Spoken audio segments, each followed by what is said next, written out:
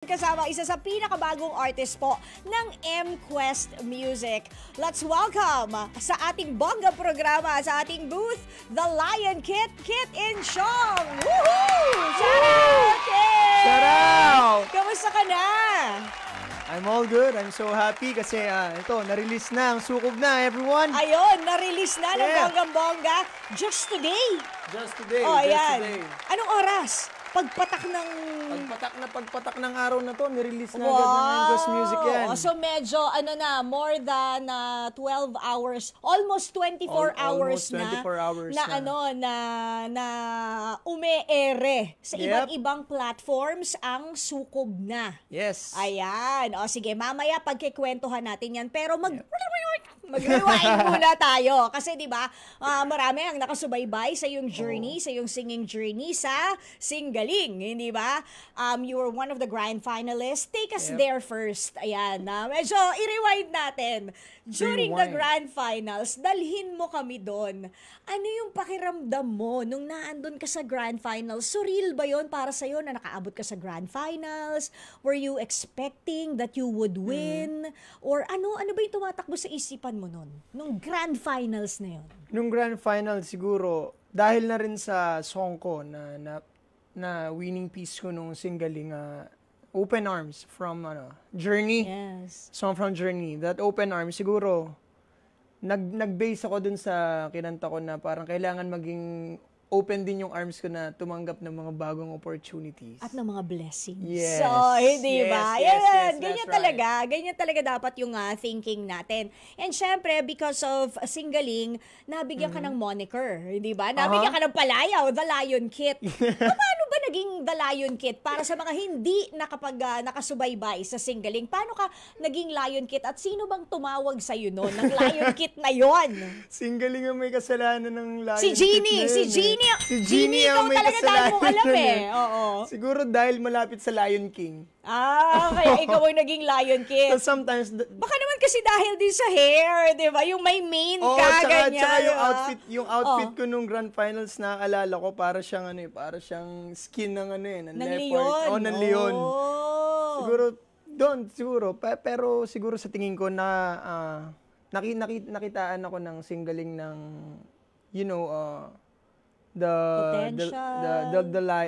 meron ng ugaling leon na kumbaga lalaban din, na kumbaga I have something to show. Yep. At saka lahat naman kayo, lahat ng mga grand finalists, if I could remember, kanya-kanya kasi talaga kayo ng mga genre and personality, hindi ba? So I guess that is also isa sa mga edges mo, 'di ba? And isa sa mga nag-lead kung bakit tinawag kang The Lion Kit, 'di ba? Pero rewind pa tayo ulit. Kailan ba nagsimula tong passion mo sa pagkanta? Bata ka pa? Since I was 9 years old. Room ka pa ni mother? Siguro ganun na rin. Bakit ang mga parents mo ba musically inclined?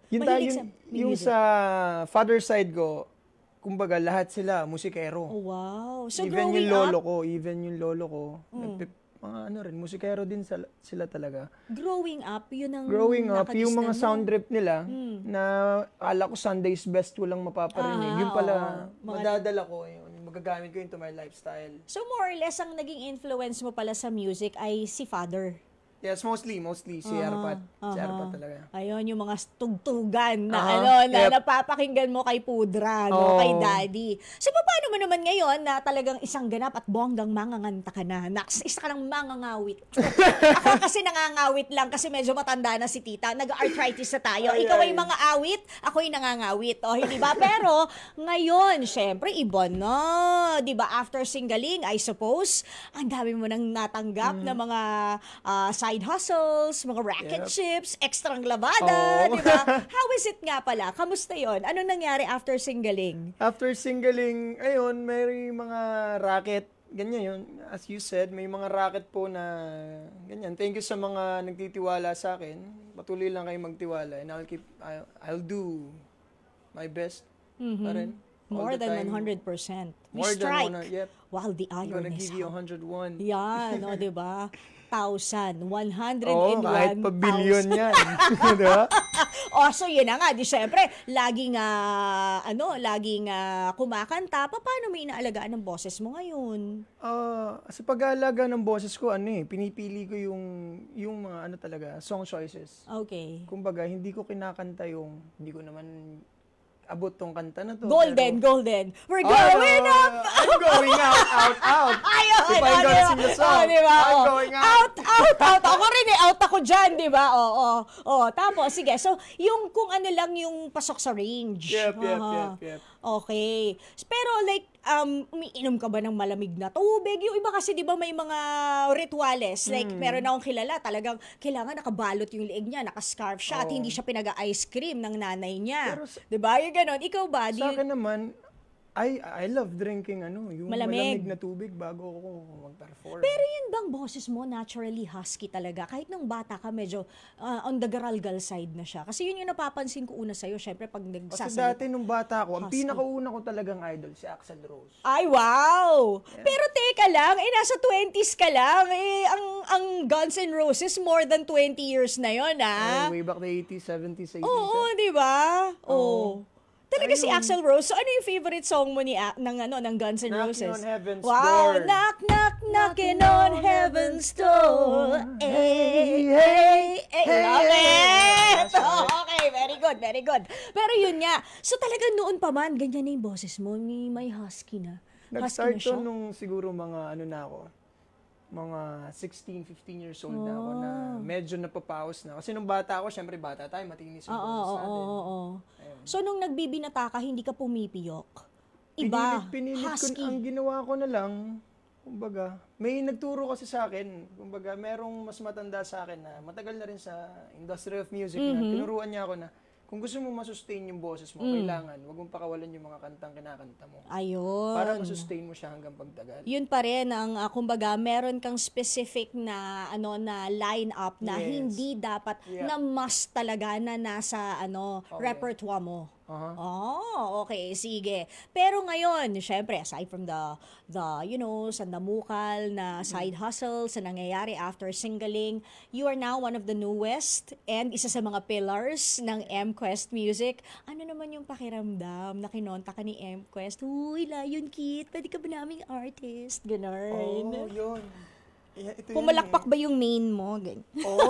Pwede mo apat yung tenga ko, papalakpak lahat to Ano yung feeling? I-orient mo ko, ibalik mo ko doon sa moment na yon. Ano yung feeling? Yung feeling na, kumbaga, bumalik loob ako kay Lord Bakit? Naligaw ka ba? Kumbaga, syempre, binata tayo. Parang naging buhay binata tayo. Pero nung napabalik ako kay Lord, alam mo yung binigay niya yung dasal ko talaga. Ayan, and thank you so much, M-Quest, for giving me the opportunity and for giving me your trust. Yep. I'm so very, very, very, very happy to do songs pa sooner with you guys. Thank you.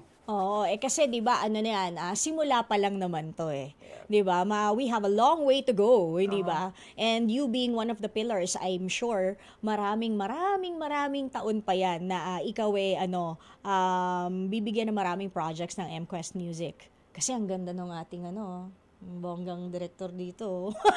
Si Madam, Si Ma'am Jan, napakaganda niyan. Di ba? Pero yung rock ba talaga, yun yung genre mo? Is that your favorite genre? Yes, I love rock and roll. I love rock and roll.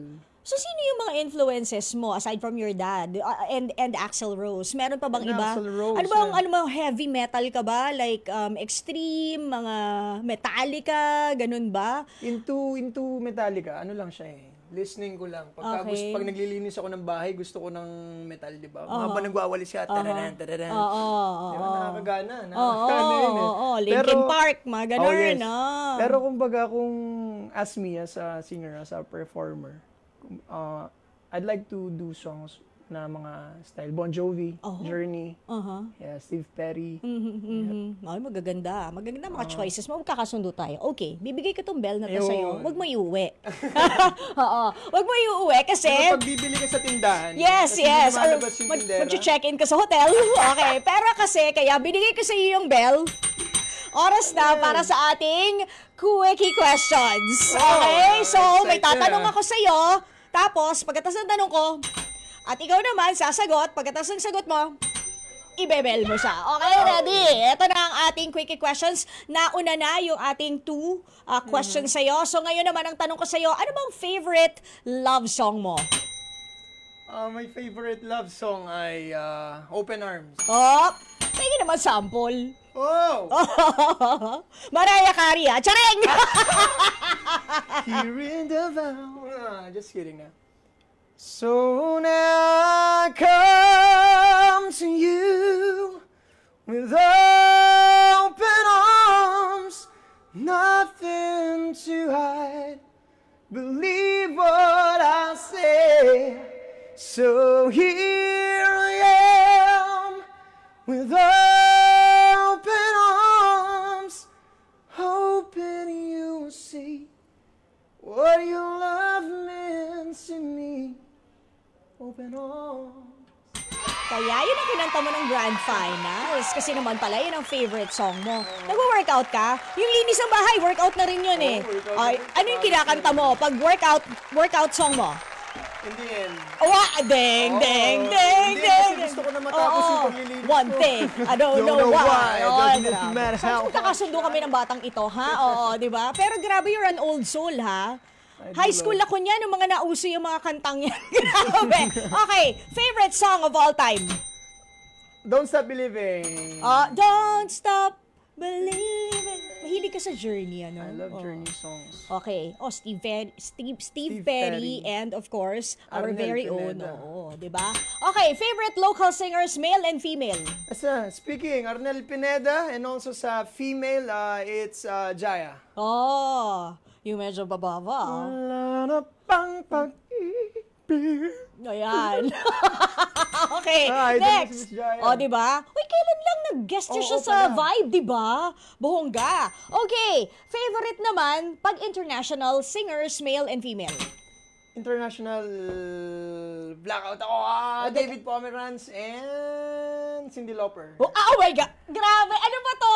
Mukha ko mag-anak ko to I love Cyndi Lauper. True Colors, hindi ba? Yeah. O, di ba? Tsaka Time After. Time after time. Yan na talaga. Ikaw na talaga. Sa tingin ko, magka-mag-anak tayo eh. Somewhere. Oh, anyway. Favorite local at international bands? Bamboo and sige, Guns N' Roses. Oh, why not? Oh, Why not? hindi Why ba? not? Okay. All time. Eto na. Genre mo ba to? Pero I'm sure pinatutugtog din to ng mami mo. At one point, favorite kanta ni Madonna. Like a virgin! Bakit? Bakit? Kahit sumasabay ako sa kantang yan pag pinatutugtog ng nanay ko yan. Pero bakit nga? Bakit naman of all songs si Madonna, but Like a Virgin? I don't know, kahit nung bata ako, parang sa ulo ko na yung chorus eh. Kasi paulit-ulit, like a Virgin. virgin. Tapos may, di ba? diba? Oh. Alam mo ba, Batanggenyo si Madonna eh. Like a virgin, Like a virgin. Oo, di ba? So, ayan, sino ba ang pangarap mo na makakollab or duet, international or local, whether it's a band or an Yung artist? international, Taylor Swift, ganyan? I'd like to do Oh, song diba? with Katy Perry. Benson Boone. Oh, yeah. The Benson Boone. Uh-huh. The artist of Beautiful Things. Yes, Pero yes. dito naman, locally, si Sir Arnel Pineda, I'd like to do a song with him. Mm-hmm. There were a chance, if I ever get a chance. O, yung mga nakikinig dyan, ha, pakiconnect na po. Yes po, Sir para Arnel. masaya. Shout out sa'yo. Yes, so hindi ba? O ngayon, meron kang single at sabi mo nga, 'di ba? Magta 24 hours na siyang Yep. naka-release, 'di ba? Sa lahat ng Music platforms. platforms, Yeah. yes. Ito, anong title nito? Title nito, Sukob Na. Ayan, kung wala kayong mga kasukob, stream nyo yung song ko para sukob na. Aha. Tapos, sino nag-compose nito? Is this an original? O, It was composed by Sir Benny Saturno, the wow, one oh and my only gosh, Benny oo. Saturno. Thank Doon you, ka thank rin you ba so much. nag-record sa, sa studio niya? In QC? Sa Wildgrass. Okay. And also sa Wildgrass. Thank you so much. Ayun, so for sure if it's Benny Saturno, ay talaga maganda yan, di ba? Very catchy ang mga lyrics na yan. Pero, kanino mo dinededicate itong kantang ito? Meron ba? Dinededicate ko yung kanta ko sa mga sa mga taong longing sa pag-ibig. Alam mo yun, kumbaga, as lovers na, hindi naman ako mahal nito, pero may nagmamahal sa akin, doon na lang kaya ako sa nagmamahal sa akin. Yun na lang kaya yung sukuban ko. Kumbaga, pero yung susukuban, ganito yung parang side niya eh. Dito ka sa akin, mamahalin kita. Sumukob ka sa akin, susukuban kita. Ganun pala yun. So, nakaka-relate ka ba nga?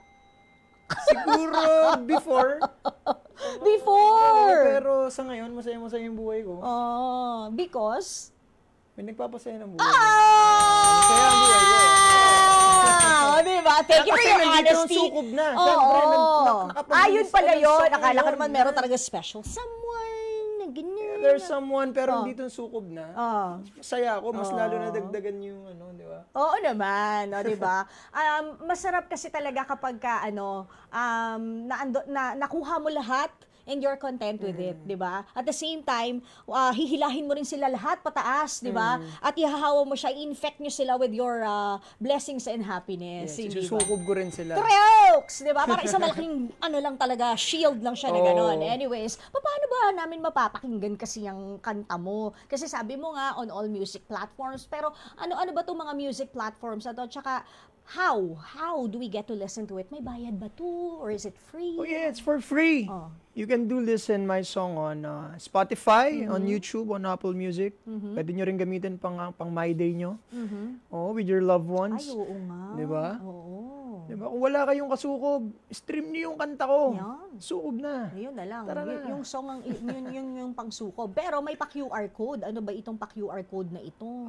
Pa-QR code, yan for voting yan eh.